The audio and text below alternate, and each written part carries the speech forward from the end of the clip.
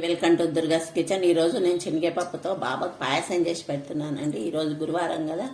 ఇదిగో శనగపప్పు, ఒక గ్లాస్ శనగపప్పు తీసుకున్నా. దీన్ని కడిగి వాటర్ వేసి మనం స్టవ్ మీద పెట్టుకుందాం. చిన్న పావు కప్పు బియ్యం వేసుకుంటున్నాను. ఇదిగో దీనికి మూత మూసుకుంటున్నాను. 4 విజిల్లు అయినాక దీన్ని తీసి పాయసం చూపిస్తానండి.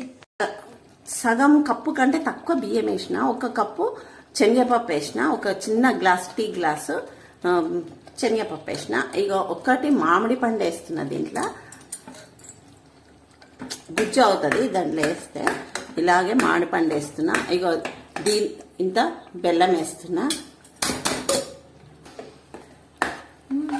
ఇది బాగా పేస్ట్ అయిపోవాలి, అలా ఉడకాలి. ఇదంతా ఉడికినాక చూపిస్తానండి.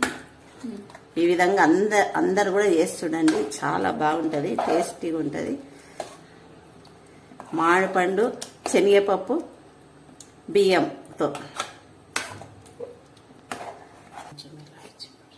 ఇక కొద్దిగా ఇలాచీ పౌడర్ వేస్తున్నానండి, 1 టీ స్పూన్ ఇలాచీ పౌడర్. ఇలాచీ సోంపు కలిపి నేను పౌడర్ చేసి పెట్టుకున్నా. ఇది 1 టీ స్పూన్ వేస్తున్నా. ఇక అయిందండి. ఇది ఒక బౌల్లోకి తీసుకుందాము. దీన్ని తీసుకున్నాక మీద కొంచెం బ్రౌనీస్ అయిన ఎక్కువ. ఈ విధంగా మామిడికాయ, శనగపప్పు, కొంచెం బియ్యము వేసి పాయసం చేసా. మీరు కూడా చేసి చూడండి, చాలా బాగుంటుంది, టేస్టీగా ఉంటుంది. చేసి చూడండి. లైక్ చేయండి, షేర్ చేయండి, కామెంట్ చేయండి, సబ్స్క్రైబ్ చేసుకోండి. థ్యాంక్ యూ అండి.